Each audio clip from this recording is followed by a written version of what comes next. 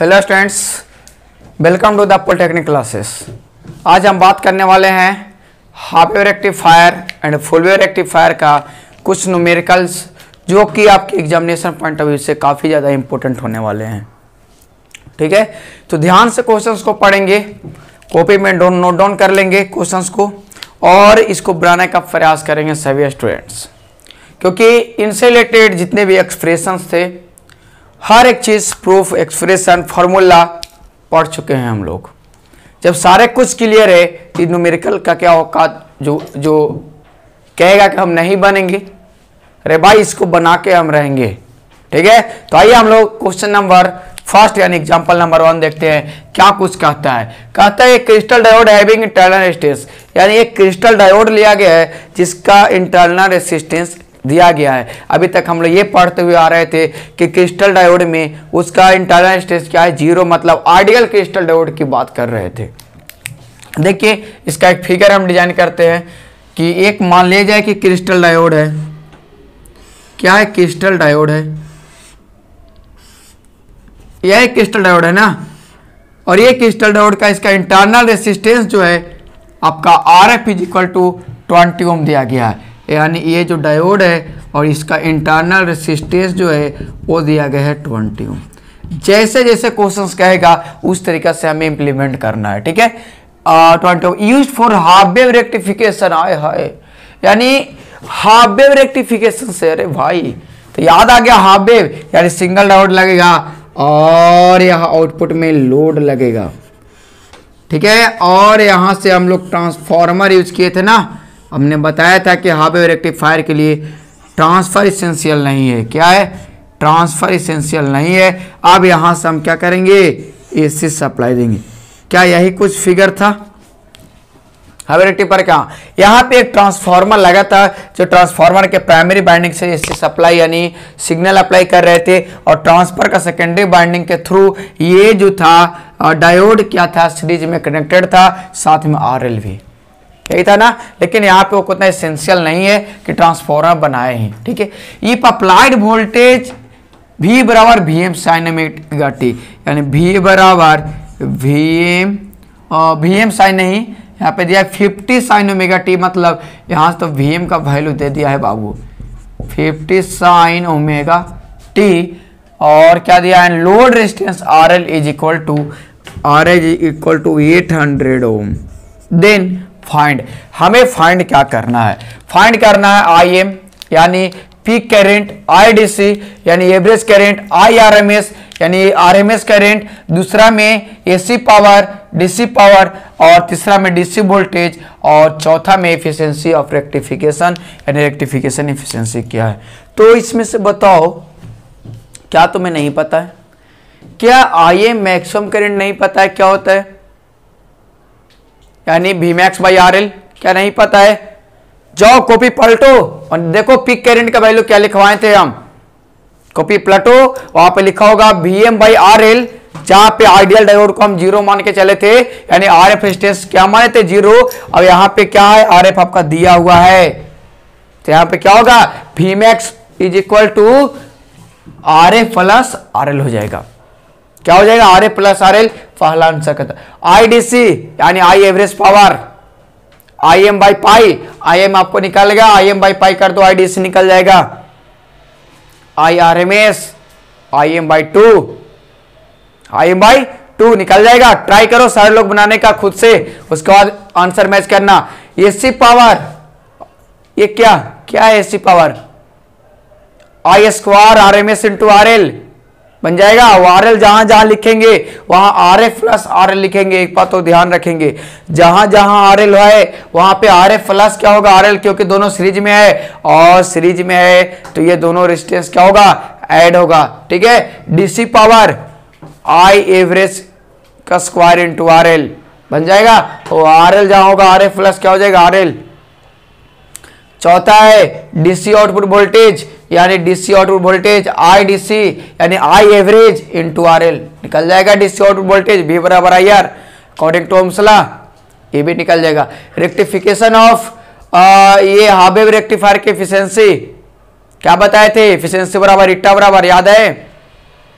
DC power by AC power.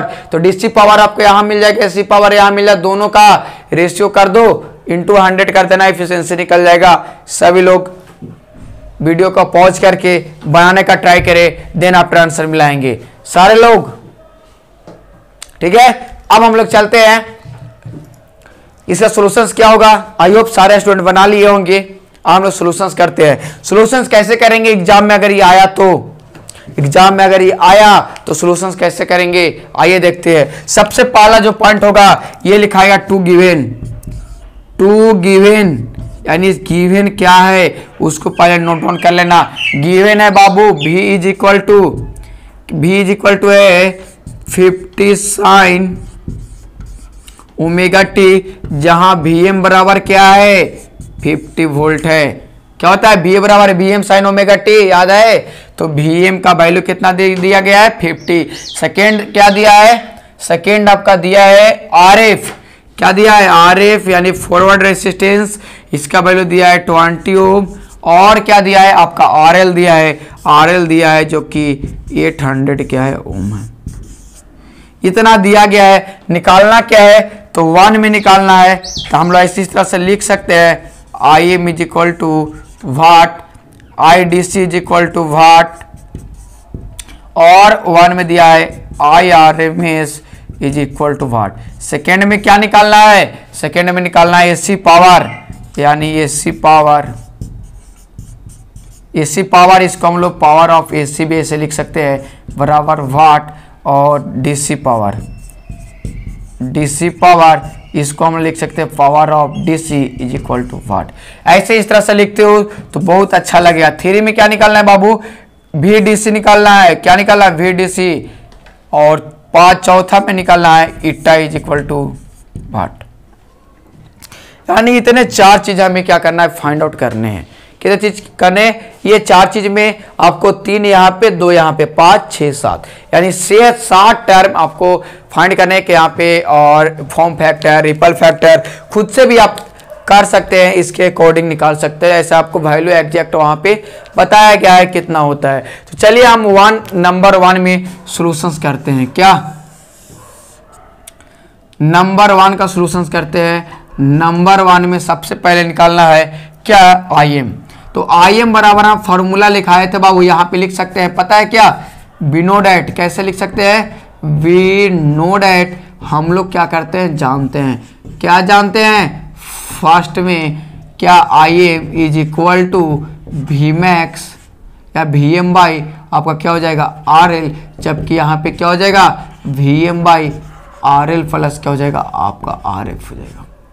क्यों RL plus RF होगा, क्योंकि पहले यहाँ इसका रेजिस्टेंस हम लोग 0 मानते यानी आइडियल मान के चलते थे। अगर क्वेश्चन में कहा देता है कि क्रिस्टल में आइडियल क्रिस्टल डायोड है तो इसका इंटरनल रेजिस्टेंस क्या हो जाता है बाबू 0 हो जाता है। क्या हो जाता है 0 हो जाता है। इसलिए तो Vm का वैल्यू कितना है बाबू, देखो Vm का वैल्यू है 50, Vm का वैल्यू कितना है 50 है, और RL बराबर देखो 800 है, 800 है, और RF बराबर क्या है 20 है।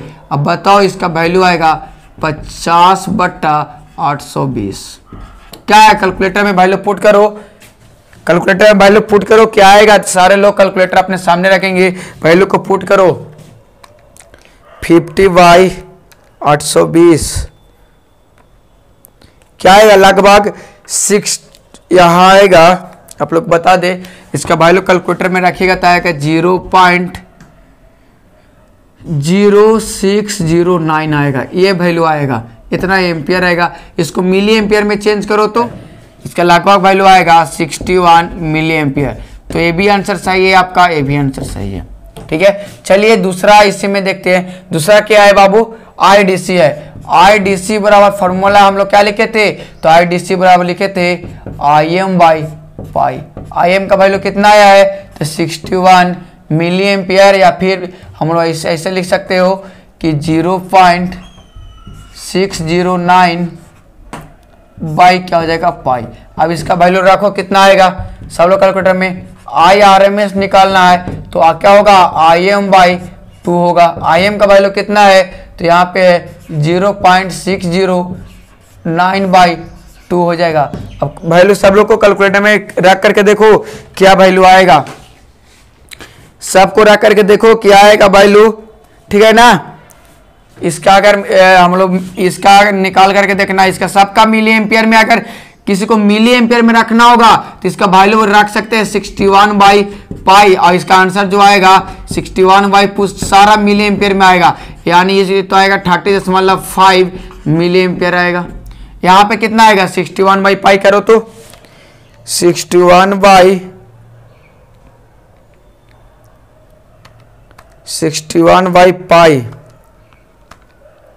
देखो करके क्या आएगा 19.4 मिली एम्पियर। सारा मिली एम्पियर में रखेंगे, ये जो वैल्यू आएगा एम्पियर में आएगा, ये जो वैल्यू आएगा मिली एम्पियर में आएगा, ठीक है ना। मिली एम्पियर में आएगा, तो जिसको आज जैसे इच्छा हो आप लोग कर सकते हैं। सेकेंड में क्या निकालना है बाबू, सेकेंड में निकालना है एसी पावर।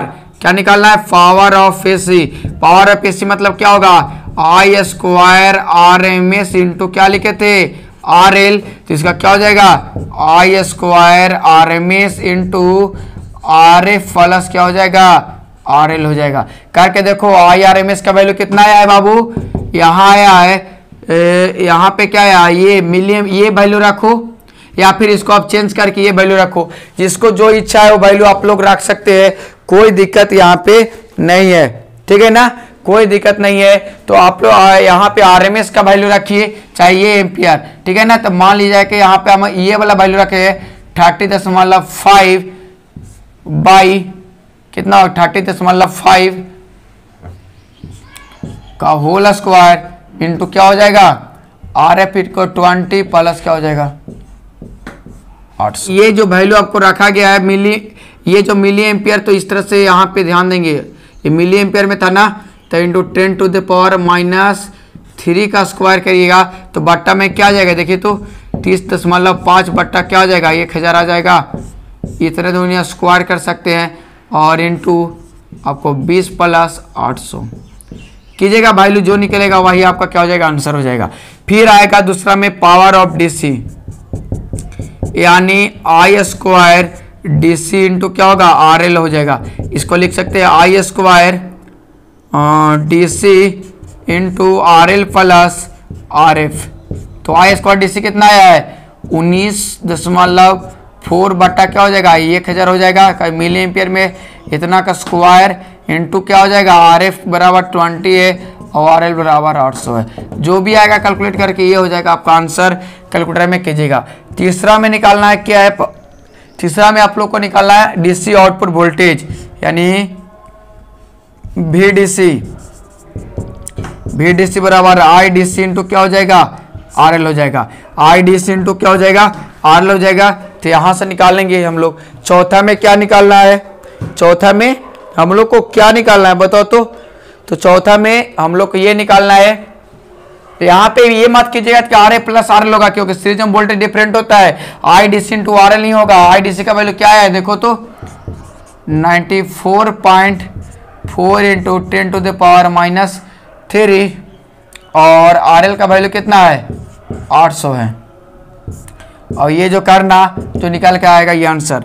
चौथा में निकालना है इफिशियंसी बराबर होता है पावर ऑफ DC बट्टा के पावर ऑफ AC इंटू क्या हो जाएगा 100 हो जाएगा। देखो तो क्या निकल के आएगा, पावर ऑफ DC कितना आया है, पावर ऑफ DC आया है ये वैल्यू जो निकल के आएगा, और पावर ऑफ AC जो वैल्यू निकल के आएगा वो यहाँ पे रख करके 100 पुट करेंगे और जो निकलेगा वही क्या आ जाएगा आपका आंसर।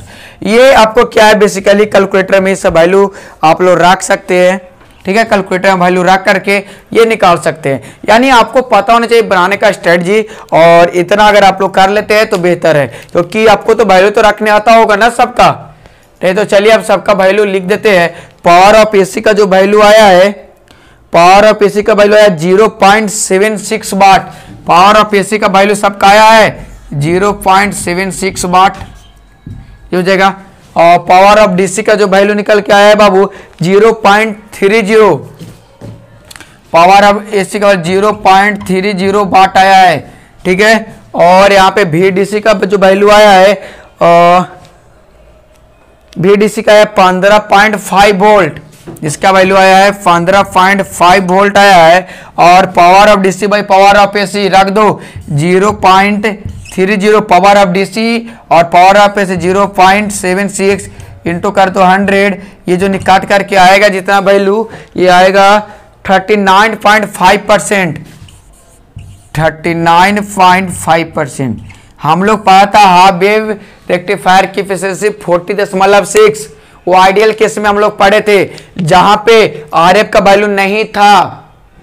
अभी आरएफ का वैल्यू है, इसलिए देखो कम गया, तो आइडियल में होता है 40.6, एक्चुअली में उससे कम होता है इफिशियंसी इसका। आया बात समझ में आप लोगों को? सभी को आया बात समझ में? क्योंकि जब हम पावर निकाल रहे थे तो वहां पे आरएफ नहीं कैलकुलेट कर रहे थे, आरएफ इज इक्वल टू 0 रख रहे थे, तो 0 और सिर्फ आरएल को रख रहे थे, इसीलिए वैल्यू क्या आया था 40.6 और यहां पे वैल्यू आ रहा है 39.5, तो 39.5 आ रहा है, यानी ये आप ये है। तो आपका आंसर जो आया इस तरह से, एक आंसर यहाँ पे, एक आंसर आपका यहाँ पे आया, एक आंसर यहाँ पे आया, एक आंसर ये आया, एक आंसर ये आया, एक आंसर ये आया, एक आंसर ये आया, एक आंसर आपका ये आया, ये इतना आंसर आया। और इस तरह का न्यूमेरिकल आप लोग और बना सकते हैं, ठीक है? इस तरह का न्यूमेरिकल आप लोग और बना सकते हैं, आप लोग को दे दिया जाएगा। एक असाइनमेंट को बनाने का सभी लोग ट्राई करेंगे, ठीक है? तो ये था हम लोग का न्यूमेरिकल हाफ वेव रेक्टिफायर का। इसी तरीके से न्यूमेरिकल पूछा जाएगा और फुल वेव रेक्टिफायर का भी इसी तरह से पूछा जाएगा। तो आप दोनों के लिए बनाने का प्रोसीजर सेम है, दोनों का तरीका सेम होगा, आपका सारा फार्मूला बताया गया है। आप लोग 2-3 क्वेश्चंस दिया रहेगा, वो क्वेश्चंस को बनाने का ट्राई करेंगे, चाहे फुल वेव रेक्टिफायर का हो या हाफ वेव रेक्टिफायर का हो। हाफ वेव रेक्टिफायर का भी सारे टर्म बताए, फुल वेव रेक्टिफायर में IRMS, IDC या फिर I एवरेज, जितना कुछ हम बताएं सारा कुछ बताया गया है, ठीक है? तो इस वीडियो के लिए इतना ही, मिलते हैं हम लोग नेक्स्ट वीडियो में। Thank you everyone.